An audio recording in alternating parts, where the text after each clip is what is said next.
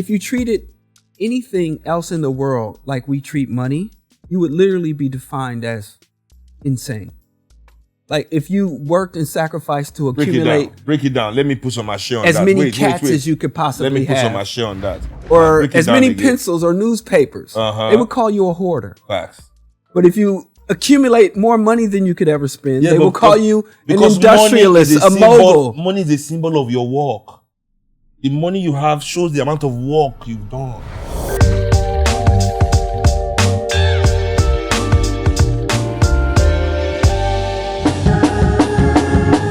My brother, capitalism is good for you, man. Prosperity gospel. Yes, man, mass unemployment, brother. Ecocide destruction. Receive that hunger, brother. Overproduction. Mass homelessness, brother. Deforestation. Extinction of the species coming for you. Yes, dioxin contamination. We got Teslas. Oh, Tesla's way down. Oh, yeah. Crypto! Welcome to another episode of the Bird's Eye View People's Podcast. I'm with my man, Bro Diallo. You know how we do this? Yeah, man. And on this week's episode, as usual, I don't make the rules. You have to ask the ancestors what to talk about. It's not as if we plan or... This is freestyle. Minimal effort. Freestyle with ancestral inspiration. Oh, this is a big one. What you see? The ancestors have asked us a question. No. Is capitalism a cult? Oh, word. Okay. It is a question that the ancestors have posed today. Is capitalism a cult? And for me, when I look at cults, I see irrational behavior. But one of the strong pillars of capitalism is that it is very rational. It moves according to the rules of the market, needs and supply, But the most successful capitalist nation, for example, like America, consumes 2.5% of the world's population, consumes about a quarter of the world's resources. Well, we outcompeted the world in a fair and equitable Those people market. That preach capitalism on us as African people, one of the studies that I've seen that really got me looking like this is not rational. For everybody in the world to live like people live in the United States, we would need 4.2 Earths. Well, we're working on it. Elon's taking us to Mars. Yeah. So we're halfway to the second Earth. Get your ass to Mars. Get your ass to Mars. Y'all can just hold on a little longer. So this kind of irrationality in consumption, and we've not even added the lifestyle of Europeans, and just for the countries, 4.2 Earths. Yeah. So what are we going to do about that? Well, the thing is, it is because... We are going to go to Mars, bro. You said it already. You were quoting someone, I don't remember, but you said it's easier for us to imagine the end of the world than the end of capitalism. Yeah.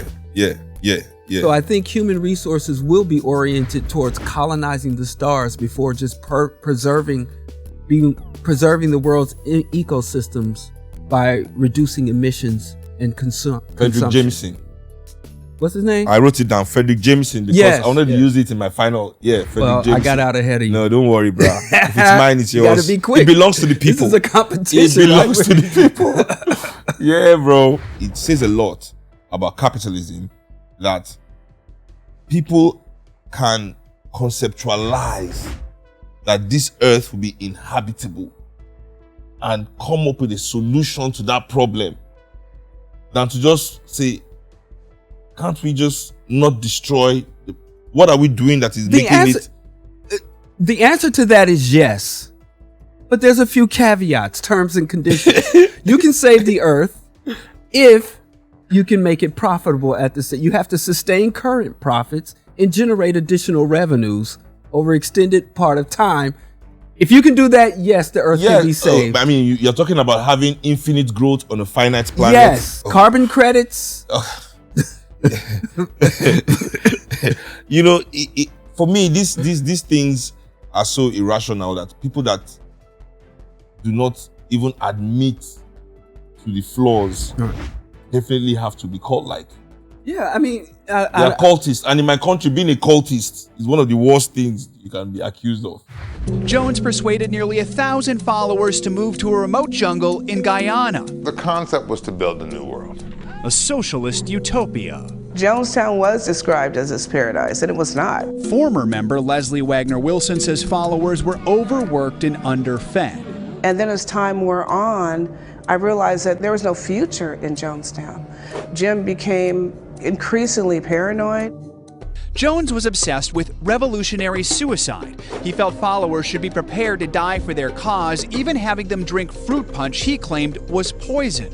Only after most of the people drank the liquid did he tell them, it's not poison, I was just testing you. But that's only if it's a well, it's an economic cult. It's not a religious cult. Yeah. Which I think secular cults can be more dangerous than supernatural cults. No, in my country, we have secular cults that are really, you're right. Because capitalism is a secular cult. And that's my position at this point. Because all of the components of capitalism that we were told that validated our adherence to it in terms of bringing and expanding prosperity, driving innovation, the copyright and patent system is stifling creativity in the pharmaceutical industry, medicines and research is being stifled. Those are good things. If you say so. I'm just saying. That's why when you just say patent, you know, it's another indictment on the fact that if there's patent on all these good things, why is there no patent on capitalism? How come everybody can just grab some capitalism when you want it?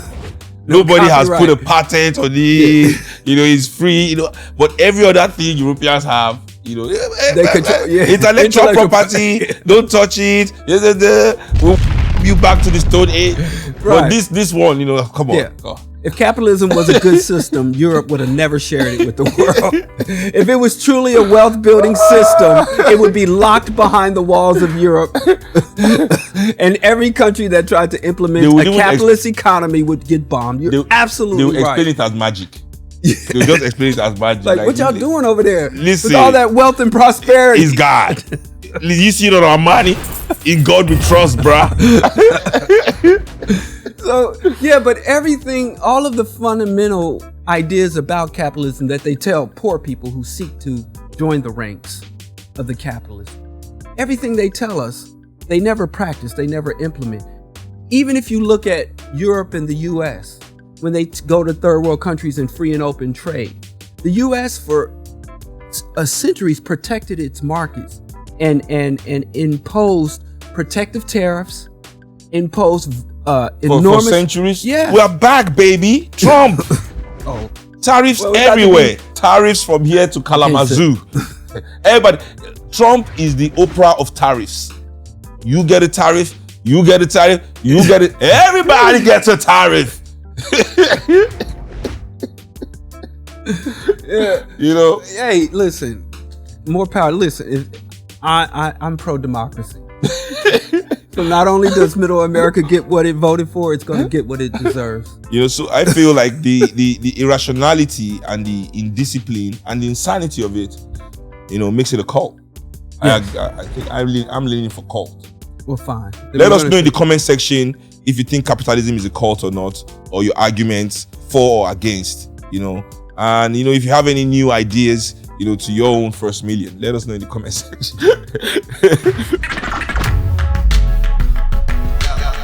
Welcome back to Bird's Eye View. And in this segment, we're going into All Praises Due, where we acknowledge and share some views on a great ancestor who embodies the ideas that we seek to promote here on the Bird's Eye View podcast. And in this episode, we're going to spotlight Kwame Ture, formerly known as Stokely Carmichael, the Pan-African scientific socialist revolutionary who was born to us on June 6, 1941, and passed away on November 15th, 1998. Kwame Ture was born, and listen, I'm gonna run through this because, check it, we all know the great Kwame Ture, and I mean, I just have to say he's a man who needs no or very little introduction.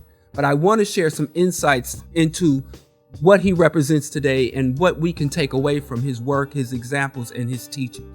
So he was born in Trinidad, went to Howard University, joined the Student Nonviolent Coordinating Committee in the Deep South at the height of the civil rights struggle. He marched, organized, and strategized shoulder to shoulder with Martin Luther King, but he never fully embraced or adopted the nonviolent positioning. So that was an ongoing conflict that eventually led to his exit from SNCC and the mainline civil rights movement. I don't agree with everything that Stokely Carmichael says. I don't feel that we can win the struggle through violent means. I don't believe in guerrilla warfare. I think it would be both impractical, ineffective, and immoral. In 1966, he had a very famous speech where he stood up and called for black power. Now, the second battle that we're now fighting is whether or not we will have the right to use the terms to decide how our movement is going to go. They don't want us to use black power. I got news for them. He felt that the struggle for and the progress of securing simply civil rights and acknowledgement of our humanity from our oppressors was not advancing fast enough, and even that the consciousness of the white majority of the country cannot be guilted into respecting the humanity and rights of African people. So he made a call for black power in 1996, and there was actually a big debate and a large controversy to go from Negro civil rights to black power. And when he called for black power, he stated that African people didn't simply need acknowledgement of our rights and humanity from our oppressors, but we needed cultural, political, and economic liberation. And that set Kwame Ture on a path from being an activist, from being a reformist, from being an integrationist, to being a Pan-African revolutionary. And that gap between civil rights, inequality, to liberation and power was started. That leap was started by Kwame Ture, and throughout his life and throughout his impact, he drove it forward. He went on later in 1968 to move to Ghana and tour Africa, and alongside Kwame Nkrumah, his own personal mentor, he started the All African People's Revolutionary Party, which is still an active revolutionary party to this day. You can go to All African People's Revolutionary Party International and join up and get your membership card and get active in the community right now today. He pushes for Pan-Africanism, scientific socialism through revolutionary struggle are the fundamental values. The ideology of Kwame Ture and the All African People's Revolutionary Party is Nkrumahism, Toureism, and Cabralism, which breaks down to be revolutionary African personality and identity. It's not enough to act out Pan-African in the world. You have to incorporate it into your own personality, your day-to-day functions, and your fundamental ideology and identity. Dialectical and historical materialism, Pan-Africanism as the primary objective of African revolutionaries throughout the world, humanism, egalitarianism, collectivism, industrialism, absolute harmony between religion and revolution, which is why I'm not currently a member of the All African People's Revolutionary Party, because I still have great issues with that tenet, but it's there. Necessity and primacy of permanent mass political education and organization, and necessity for positive action. This is what he left throughout his life. He advocated for not just black rights, civil rights, or even Pan-African liberation, but for the liberation of all oppressed people across the globe and solidarity for all justice movements across the globe. He interacted with Ho Chi Minh and sat with Ho Chi Minh in their struggles. He often returned, even though he set up residence and a life on the African continent. He often traveled back to the United States to give lecture. He even came to my hometown of Kansas City and gave a lecture, and I was able to see him as a young child. Shout out to the National Black United Front that made that happen. So there is so much that could be said about him. He is so impactful. If you want to learn more, there's a biography, a pretty decent biography, Ready for Revolution.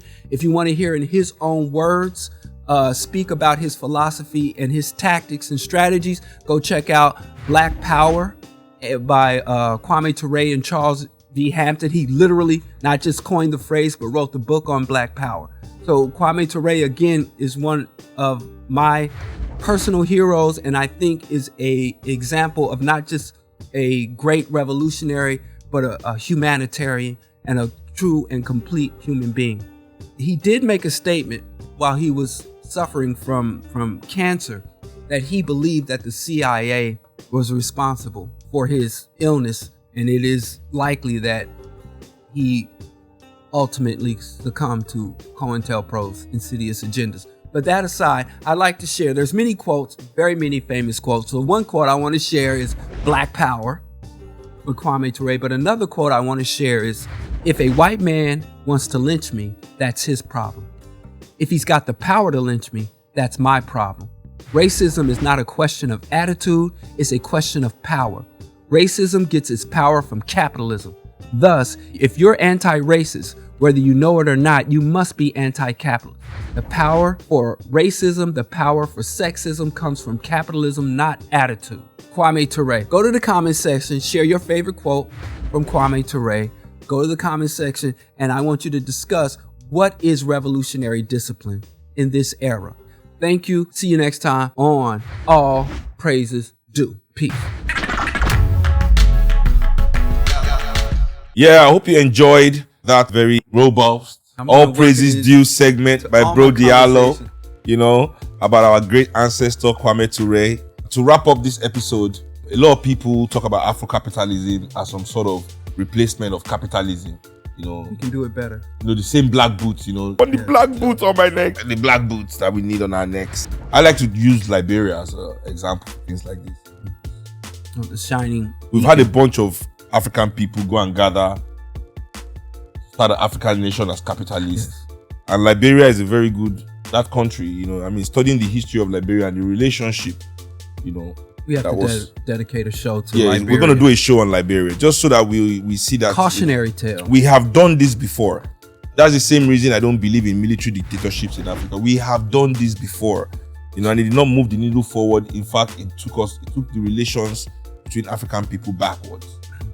Trial and error. We've gone through all the trials and we've made all the errors. No more repeats. I mean, are we not tired, of just experimenting with the destinies of African people? This is crazy, And the way this cult operates in Africa is very, very diabolical, because majority of African people do not even realize that they exist in capitalist economies.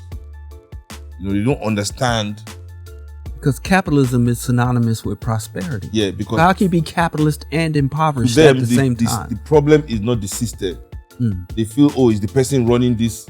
If we just change this president, if we just change this governor, we don't understand in Africa the insidiousness, of the system that destroy our lives, basically. With experts explaining that poorly managed resources lead not only to major conflicts and instability, but exacerbate ethnic and religious divides and worsening social inequalities, particularly when local populations fail to see the dividends. To extract and extract and extract from the continent, and in the midst of that extraction, there's no regard for both humanity and our environment. Yeah, you look at the conditions on the ground, it's the purest form of capitalism. It's unregulated anarcho-capitalism. Life and death competition with no oversight or regulation. Yeah, and I tell people all the time, that's why I don't do right or wrong.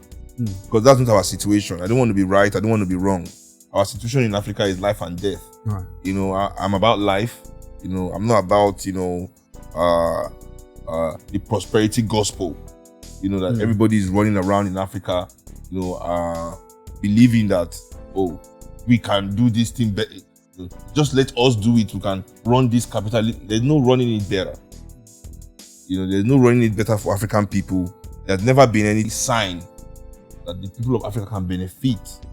And if you look at many people that call themselves capitalists in Africa, they don't have the means of production.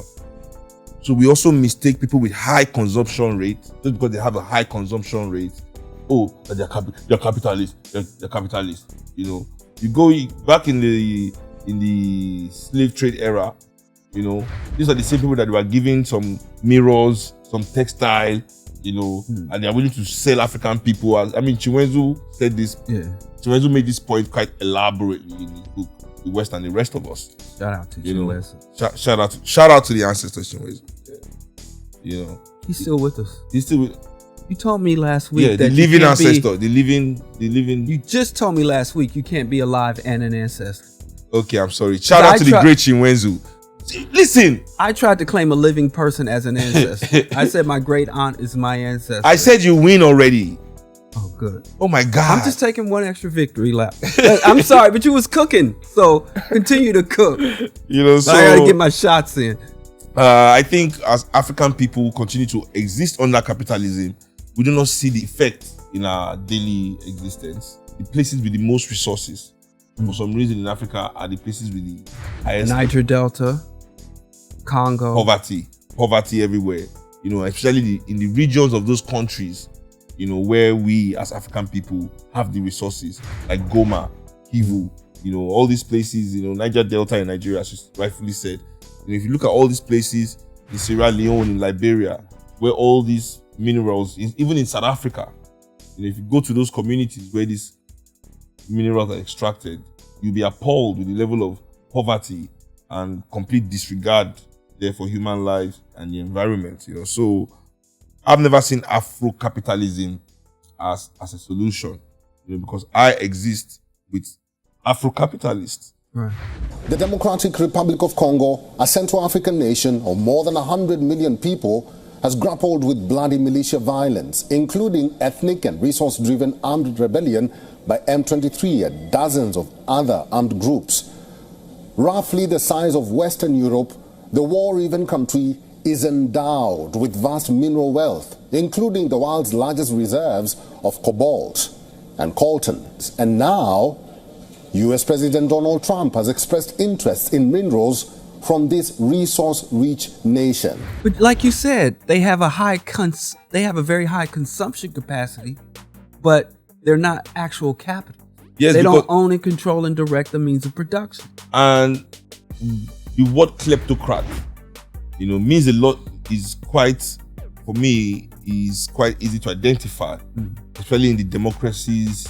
This crony capitalism, crony democracies that we run in Africa.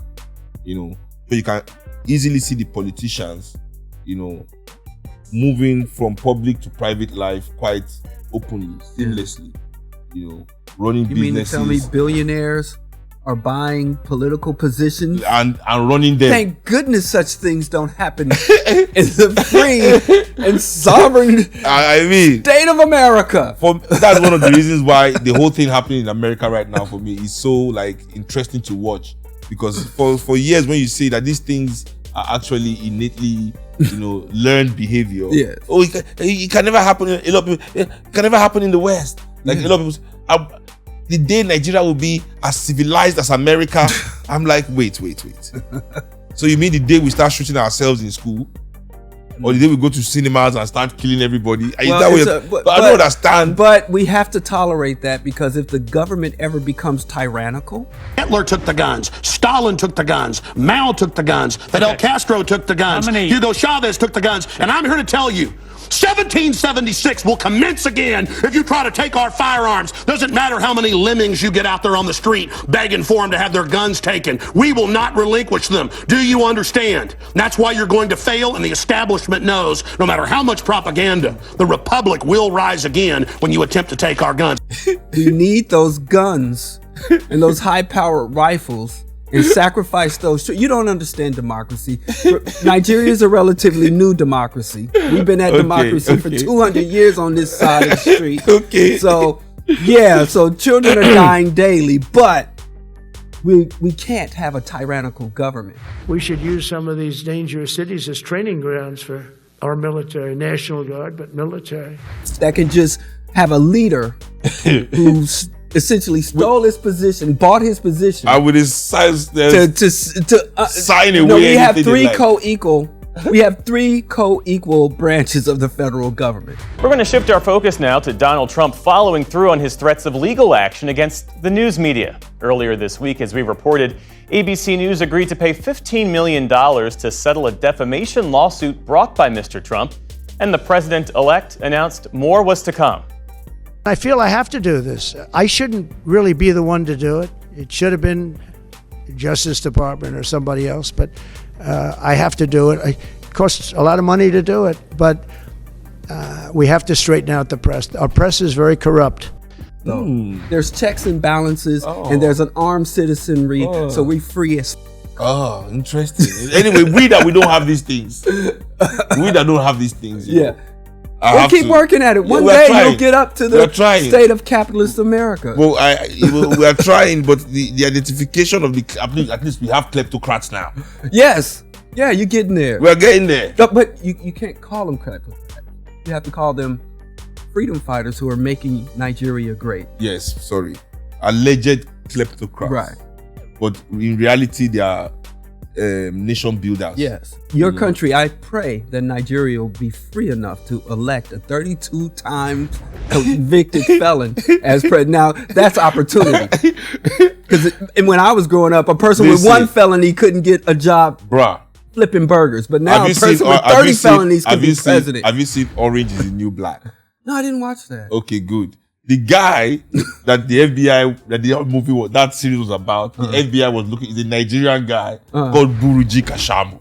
The FBI had all sorts of he was a senator in Nigeria, bro. He died as a senator. He was in government with immunity, full immunity from the law. We are coming up, bro. We are getting there. Nice. Don't stop on us. We are getting there. But now we gossiping. But like I think like something I'm just coming to realize in our discussions, that Africa is capitalist as fuck. Totally. And freedom and prosperity that we think is synonymous with capitalist, as the political scientist Michael Parenti said, most of the world is capitalist and most of the world is impoverished. And capitalism doesn't create or generate wealth, it concentrates and extracts wealth. I think those are And the biggest indictment is that it has not solved one problem. It profits from problems. But, at least... Nobody's going to celebrate you from solving a problem. They will celebrate you if you can profit from a problem. But they can't even profit from the problem because, profiting from the problem means you have a solution you're not charging people for. This is the problem with Nigeria. No, that's not how. For example, let me tell you. Let me break. For example, American healthcare. Yes. American healthcare. Greatest in the world. The most best. Profitable.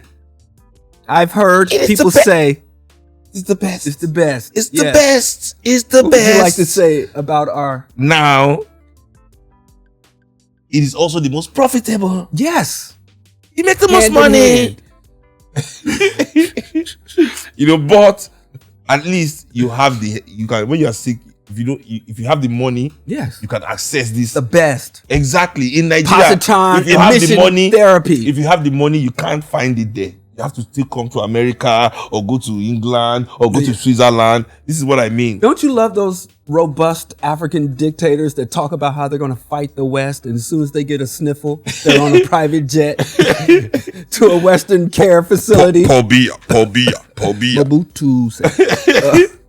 Mugabe. I mean, as Africans, I see, living under the kind of brutal capitalist states that we live in, and when we talk about capitalism not being patented, what you find is socialism and the welfare state is being dismantled effectively by the West through the IMF and the World Bank and their austerity measures anywhere they find them. Right.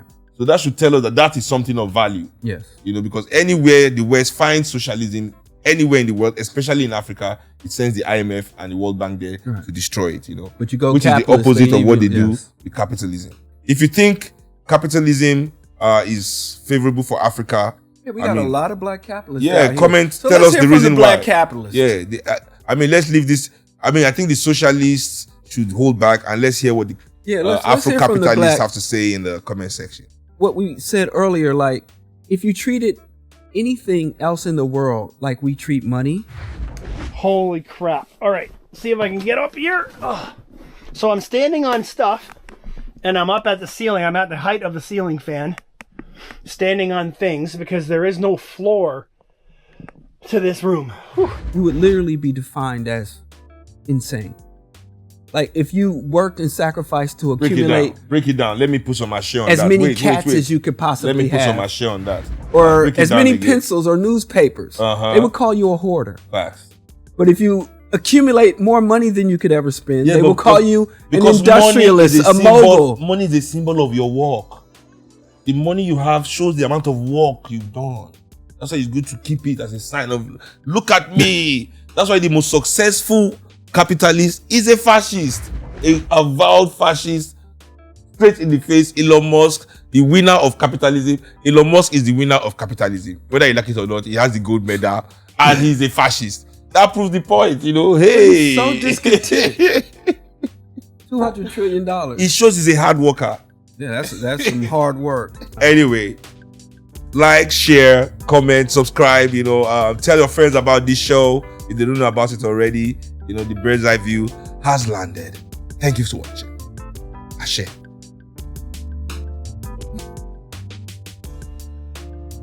Hey. Podcast every day.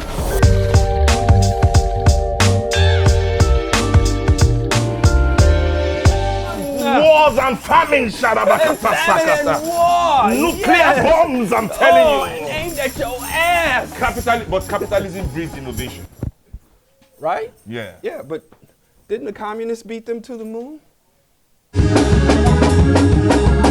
We're going to Mars, y'all. We're going to Mars. The free market is taking us to Mars.